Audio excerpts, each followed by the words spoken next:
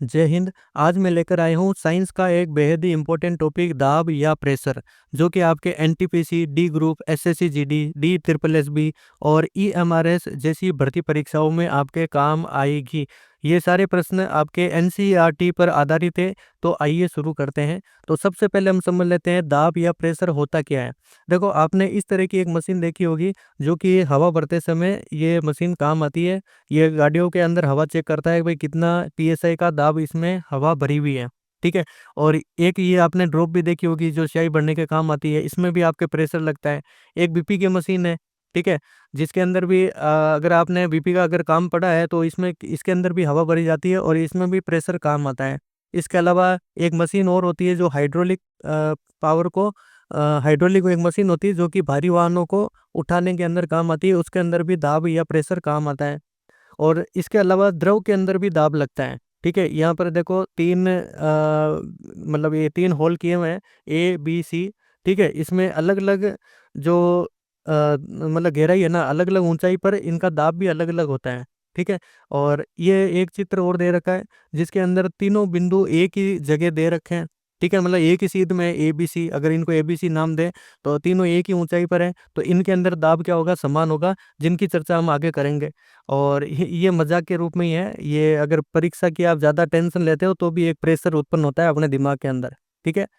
तो सबसे पहले अपन देख लेते हैं दाब का मात्रक क्या होता है, प्रेशर यूनिट क्या क्या होती है। देखो, एक ऐसी मशीन होती है, ठीक है, जो कि आपके गाड़ी वाहनों में के अंदर हवा को चेक करता है। ठीक है, कि भाई कितना कितनी हवा होनी चाहिए। तो सबसे पहले देखते हैं दाब का जो मात्रक होता है, एसआई मात्रक।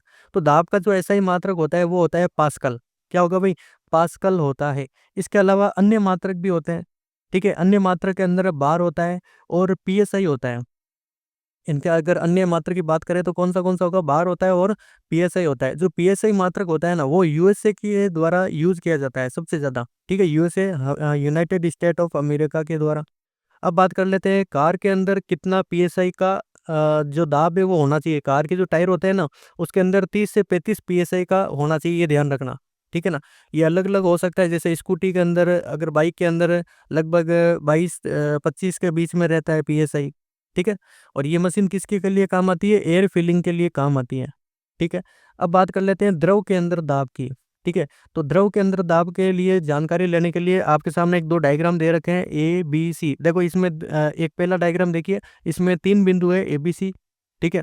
और इनमें देखो, इनकी हाइट अलग अलग है। ठीक है। अगर आप इनकी हाइट देखोगे ना, तो ए की हाइट क्या है, कम है। फिर यहाँ से देखो, बी की हाइट उससे ज़्यादा है, और सी की हाइट यहाँ पर क्या है, सबसे ज़्यादा है। इसका मतलब क्या हुआ कि द्रव के अंदर दाब कैसे निर्भर करेगा, कि गहराई बढ़ने पर या ऊंचाई बढ़ने पर दाब भी बढ़ता है।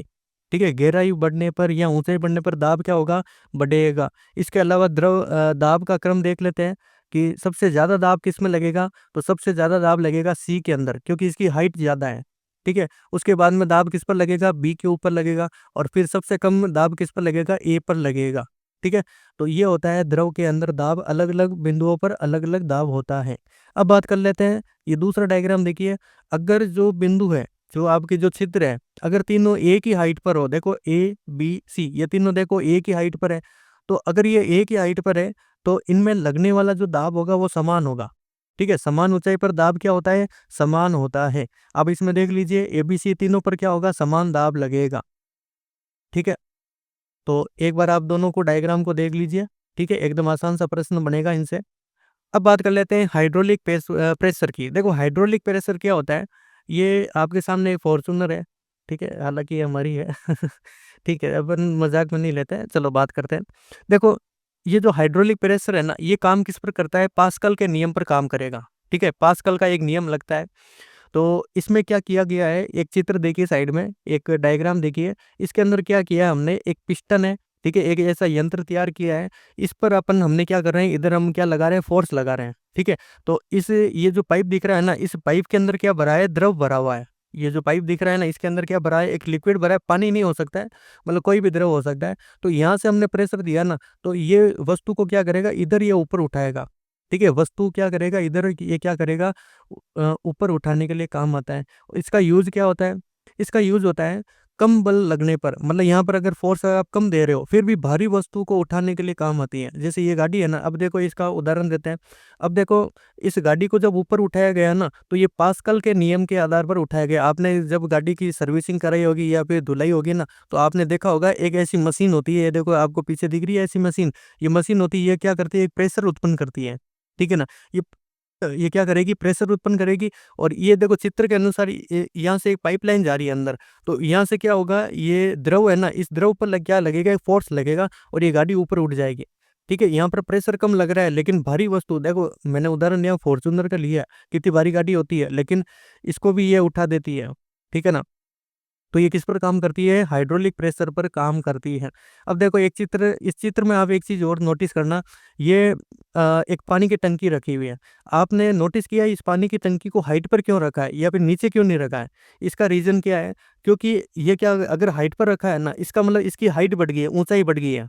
ठीक है ना, हमने क्या पढ़ा था कि ऊंचाई बढ़ने पर दाब भी बढ़ेगा। इसका मतलब इसके अंदर जो द्रव है ना, इसके अंदर जो पानी है उसका दाब भी बढ़ गया है।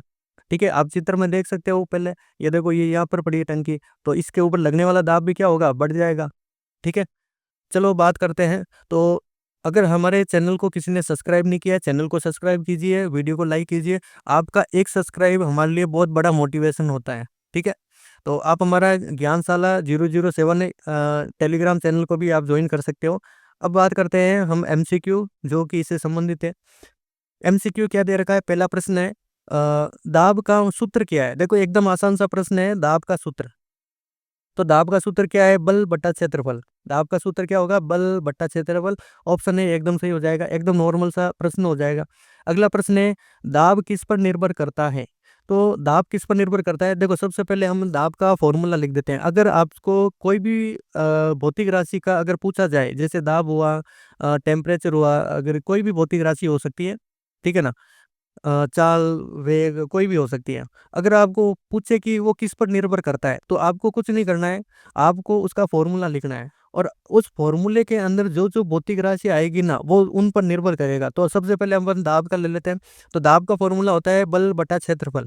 तो इसका मतलब ये बल पर भी निर्भर करेगा और क्षेत्रफल पर भी निर्भर करेगा। तो ऑप्शन ए एकदम सही हो जाएगा, बल और क्षेत्रफल, फोर्स एंड एरिया। ठीक है, अगला प्रश्न है, दाब किसके समानुपाती होता है। तो इसमें समानुपाती किसके होता है, तो इसके लिए सबसे पहले हम दाब का सूत्र लिखेंगे। दाब का सूत्र क्या होता है, बल बटा क्षेत्रफल। क्या होगा भाई, बल बटा क्षेत्रफल होगा। देखो ये तो आपको याद है। अब किसके समानुपाती होता है, किसके व्युत्क्रमानुपाती होता है, तो इसकी अपन जानकारी ले लेते हैं। एक बार यहाँ पर देख लीजिए, बाकी सारी जो भौतिक राशि है, जैसे घनत्व का पूछ सकता है, दाब का पूछ लिया, चाल, वेग, कोई भी भौतिक राशि का पूछे तो आप उसका निकाल सकते हो। कैसे निकालोगे, देखो सबसे पहले अपन बात करते हैं जैसे दाब और बल। ठीक है, मैं आपको एक शॉर्ट तरीका बताता हूँ कि बराबर के ऊपर ऊपर जो भी भौतिक राशियां है वो समान रूप से बढ़ेगी और समान रूप से घटेगी। ठीक है, इसका मतलब क्या हुआ कि अगर बल बढ़ेगा तो दाब भी बढ़ेगा, बल घटेगा तो दाब भी घटेगा। एक तो चीज आपको ये याद रखनी है। अगर यहाँ पर बात करते हैं कि अगर जो संबंध है वो ऊपर और नीचे का हो, जैसे दाब और क्षेत्रफल की अपन बात करते हैं, तो ये आपस में व्युत्क्रमानुपाती होते हैं। इसका मतलब क्षेत्रफल बढ़ेगा तो दाब कम होगा। पर ठीक है, मतलब एक बढ़ेगा तो दूसरा कम होगा। ठीक है, अगर संबंध ऊपर नीचे का हो तो क्या होगा, एक बढ़ेगा एक कम होगा। ठीक है, और ऊपर ऊपर का हो तो क्या होगा, दोनों साथ साथ बढ़ेंगे, दोनों साथ साथ घटेंगे। ठीक है, तो अब बात कर लेते हैं दाब किसके समानुपाती होता है, बल के। ठीक है, क्योंकि दोनों क्या है, ऊपर ऊपर भौतिक राशि है, तो दाब किसके समानुपाती होता है, बल के समानुपाती होता है। अब बात कर लेते हैं, अगर आपसे पूछता कि दाब किसके व्युत्क्रमानुपाती होता है, तो दाब व्युत्क्रमानुपाती होता है क्षेत्रफल के। देखो ये क्षेत्रफल कहाँ दे रखा है, आपके ऊपर और नीचे का संबंध है। जब ऊपर और नीचे का जो संबंध होता है ना, उसे हम क्या कहते हैं, व्युत्क्रमानुपाती। क्या कहेंगे भाई, व्युत्क्रमानुपाती। अगर आपसे समानुपात की जगह अगर पूछता व्युत्क्रमानुपाती किसका होता है, तो क्षेत्रफल के व्युत्क्रमानुपाती होता है और बल के समानुपाती होता है। ठीक है, चलो अगला प्रश्न पर जाते हैं। दाब बढ़ाने के लिए क्या किया जाए, एकदम आसान सा प्रश्न है। देखो दाब बढ़ाना है, तो दाब बढ़ाओगे तो आप क्या करोगे, तो दाब समानुपाती किसका होता है, बल के। इसका मतलब अगर आप बल का मान बढ़ाओगे तो दाब का मान भी बढ़ जाएगा। ठीक है, बल का मान बढ़ाओगे तो क्या बढ़ जाएगा, दाब का मान भी बढ़ जाएगा। और दूसरी स्थिति क्या हो सकती है, जब अपन व्युत्क्रमानुपाती वाला देखते हैं, अपन को बढ़ाने क्या है, दाब बढ़ाना है। ठीक है, तो दाब बढ़ेगा, इसका मतलब क्षेत्रफल को क्या करना पड़ेगा, कम करना पड़ेगा, क्योंकि ये दोनों क्या है, व्युत्क्रमानुपाती होते हैं। ठीक है, तो इसका मतलब क्या हो गया कि अगर आप क्षेत्रफल को कम करते हो तो भी दाब बढ़ जाएगा। तो दो तरीके से दाब बढ़ेगा, एक तो बल बढ़ा दो तो दाब बढ़ जाएगा, और क्षेत्रफल घटा दो तो आपके दाब बढ़ जाएगा। ठीक है, तो बल को कम किया जाए, नहीं, ये गलत हो जाएगा। दूसरा देखिए, क्षेत्रफल को बढ़ाया जाए, नहीं, अगर आपने क्षेत्रफल बढ़ा दिया तो दाब क्या हो जाएगा, कम हो जाएगा। ठीक है ना, आपको दाब तो बढ़ाना है, तो ये भी ऑप्शन गलत हो जाएगा। तीसरा देखो, बल बढ़ाया जाए, देखो बल का मान बढ़ाओगे तो ये दोनों एक दूसरे के समानुपाती है, इसका मतलब ये ऑप्शन सी एकदम सही हो जाएगा, बल को बढ़ाया जाए। ठीक है, अगला प्रश्न है, दाब कम करने के लिए क्या किया जाए। ठीक है, दाब कम करना है तो हमने पहले ही जानकारी ले ली थी, तो दाब कम करना है तो आप क्या करोगे, क्षेत्रफल को क्या करोगे, बढ़ा दोगे। ठीक है, क्षेत्रफल बढ़ने पर दाब क्या हो जाएगा, कम हो जाएगा। ठीक है, अगला प्रश्न देखिए, दाब का एसआई मात्रक क्या है। तो दाब का एसआई मात्रक क्या होता है, न्यूटन, जूल, पास्कल, वाट, क्या होगा भाई, पास्कल हो जाएगा। ठीक है, इसके अलावा दाब के अन्य मात्रक और है, जैसे पीएसआई या बार। ठीक है, जो पीएसआई है वो कहाँ काम आता है भाई, यूएसए वाले काम लेते हैं। अगला प्रश्न देखिए, हाथी के पैरों का क्षेत्रफल बड़ा क्यों होता है, क्षेत्रफल बड़ा क्यों होता है। तो आपको पता है भाई, जो क्षेत्रफल और जो दाब का जो संबंध है ना, वो वित्त कर्मानुपाती है। इसका मतलब क्षेत्रफल बड़ा है, इसका मतलब दाब क्या हो जाएगा, कम लगता है। ठीक है, तो ये ऑप्शन सी एकदम सही हो जाएगा, दाब कम करने के लिए। इसके अलावा जो बेग होते हैं ना, उन बेग की जो कसे होती है, वो जो अपन बेग टांगते हैं ना, उसकी कसे को पतली क्यों, सॉरी, जाडी क्यों रखी जाती है। इसका मतलब जाडी रखेंगे मतलब मोटी रखेंगे, इसका मतलब क्या होगा, क्षेत्रफल बढ़ जाएगा, और क्षेत्रफल बढ़ेगा तो दाब क्या लगेगा, कम लगेगा। ठीक है, अगला प्रश्न देखिए, ये एक न्यूमेरिकल प्रश्न है। एक 50 न्यूटन भार वाली वस्तु को 5 metre square, sorry, 0.5 metre square क्षेत्रफल वाले लकड़ी के तख्त पर रखा गया है, तो दाब कितना लगेगा। ठीक है, तो दाब कितना लगेगा, तो दाब का फॉर्मूला लिख लीजिए। दाब क्या होता है भाई, दाब बराबर होता है बल बटा क्षेत्रफल। क्या होगा भाई, दाब का फॉर्मूला बल बटा क्षेत्रफल। अब बात कर लेते हैं हमें क्या क्या दे रखा है। तो सबसे पहले अपन देख लेते हैं, बल का मान दे रखा है, बल कितना दे रखा है, 50 न्यूटन। बल का मान कितना दे रखा है, 50 न्यूटन दे रखा है। अब बात करते हैं, क्षेत्रफल दे रखा है, क्षेत्रफल कितना दे रखा है, 0.5 मीटर स्क्वायर। ठीक है, कितना है, 0.5 मीटर स्क्वायर। और दाब हमें क्या करना है, ज्ञात करना है। तो आप इसमें फॉर्मूले के अंदर मान रख दीजिए, तो 50/0.5। अब देखो, इसको अपन काटेंगे ना, तो 0.5 का ये पॉइंट हटाओ, पॉइंट हटेगा तो ऊपर क्या लगेगा, 10 का 10 आ जाएगा। ठीक है, पॉइंट की जगह एक, और ये पॉइंट, यहाँ पर एक संख्या है तो एक जीरो आ जाएगा। 5 के पहाड़े से कितनी बार गया, 10, तो 10 × 10 कितना हो गया, 100 पास्कल। तो 100 पास्कल, ऑप्शन सी एकदम सही हो जाएगा। ये हो गया आपका एकदम आसान सा प्रश्न है। ठीक है, सीधा आपको फॉर्मूले के अंदर मान रखना था। अगला प्रश्न देखिए, एक सिलेंडर के तले का क्षेत्रफल 0.1 मीटर स्क्वायर है। ठीक है, और उसमें 500 न्यूटन का भार रखा हुआ है, तो तले पर लगने वाला दाब कितना होगा। तो इसका आंसर आप मुझे कमेंट में करके बताएंगे। ठीक है, इसका कितना क्या आंसर होगा। आपको ये फॉर्मूला लगाना है, दाब बराबर बल बटा क्षेत्रफल। ठीक है, ये फॉर्मूला आप लगाओगे और कमेंट में आप इसका आंसर लिखोगे। अब चलते हैं, द्रव के अंदर दाब जो लगता है उसकी हम बात कर लेते हैं। तो सबसे पहले अपन बात कर लेते हैं, द्रव के अंदर जो दाब लगता है उसका फॉर्मूला क्या होता है। तो उसका फॉर्मूला होता है P बराबर, P मतलब प्रेशर, और ये प्रेशर कहाँ पर लगेगा, दाब द्रव के अंदर लगेगा, लिक्विड के अंदर लगेगा, HdG। ठीक है, P बराबर क्या हो जाएगा, HdG। यहाँ पर H क्या है, ऊंचाई है।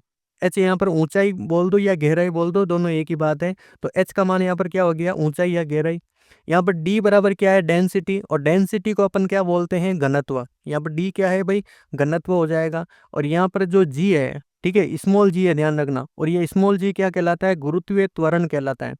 ठीक है, तो द्रव के अंदर जो दाब लगता है उसमें तीन चीजें आपके काम आएगी, ऊंचाई, घनत्व और गुरुत्वीय त्वरण। अगर आपसे पूछा जाए कि द्रव के अंदर जो दाब है वो किस किस पर निर्भर करेगा, तो ये जो भौतिक राशि है ना, इन तीनों पर निर्भर करेगा। ऊंचाई पर निर्भर करेगा, एक तो ऊंचाई या गहराई पर। घनत्व पर भी निर्भर करेगा कि भाई उसका घनत्व कैसा है, क्या है, कि भाई घी के अंदर मतलब अलग अलग लिक्विड होता है ना, जैसे तेल हो गया, पानी हो गया, घी हो गया, तो इनका घनत्व भी अलग अलग होता है, डेंसिटी भी अलग अलग होता है, तो इनमें लगने वाला दाब भी क्या होगा, अलग अलग होगा। इसके अलावा स्मॉल जी, इस पर भी यह निर्भर करेगा। ठीक है, तीनों पर यह निर्भर करता है, हालांकि ज्यादातर ये दो का ही पूछता है। अब इन प्रश्नों की हम चर्चा कर चुके हैं। एक टॉपिक ये दे रखा है, ABC तीन, एक पात्र है, उसमें तीन आपके छिद्र किए हुए हैं, ABC नाम दे दो। तो इसमें A पर लगने वाला दाब क्या होगा, कम होगा, B पर उससे ज़्यादा होगा, C पर क्या होगा, सबसे ज़्यादा होगा। ठीक है, तो गहराई बढ़ने पर दाब क्या होगा, बढ़ता है, और दाब का क्रम क्या हो जाएगा, CBA। ठीक है, सी में सबसे ज़्यादा, बी में उसके उससे कम दाब लगेगा और ए में सबसे कम दाब लगेगा। और अब अगर बात कर लेते हैं समान ऊँचाई पर दाब क्या होगा, समान लगता है। ठीक है, समान ऊँचाई पर दाब क्या लगेगा, समान लगेगा। इसका मतलब एबीसी तीनों पर दाब क्या होगा, समान होगा। ठीक है, तो ये आप एक बार देख लीजिए। ठीक है, अगला चलते हैं। तो सबसे पहले आप चैनल को सब्सक्राइब कर दीजिए भाई अब तो, है ना? काफ़ी टाइम हो गया है। चलो प्रश्न पर चलते हैं।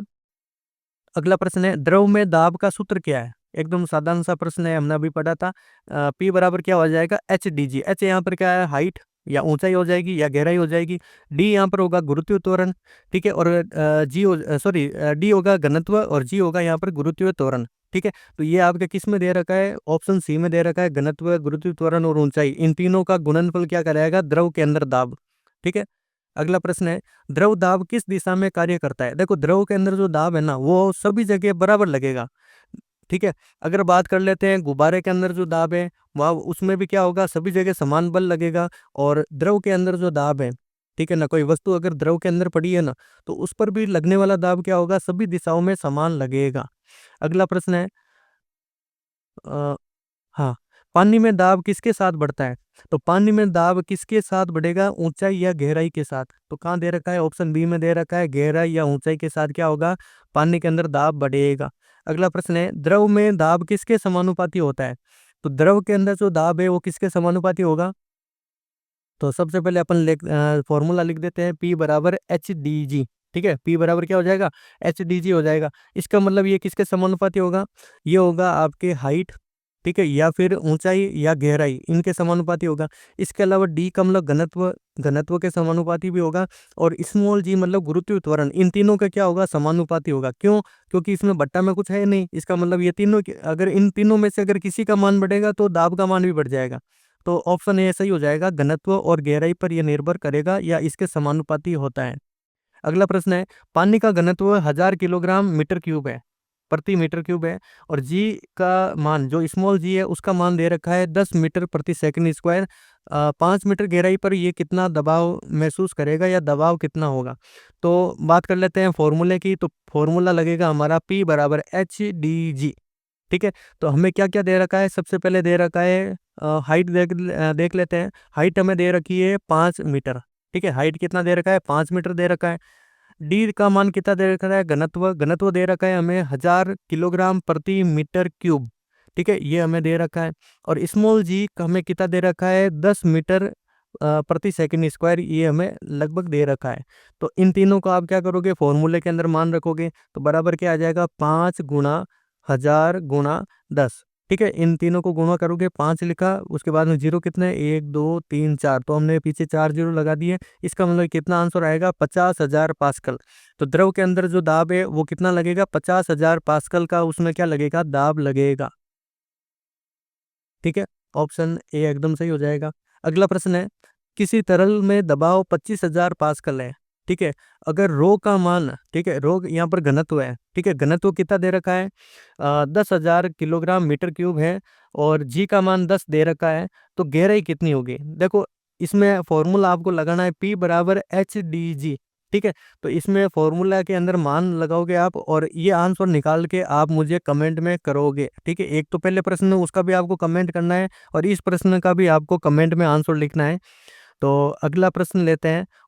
ठीक है, चलो प्रश्नों की सीरीज खत्म हो चुकी है। तो दोस्तों मिलते हैं अगली क्लास में, तब तक के लिए जय हिंद जय भारत। और हमारा अगला जो टॉपिक होगा वो होगा फोर्स या बल। ठीक है, तो अब से आपकी जो क्लास है वो रेगुलर आएगी। तो जय हिंद जय भारत।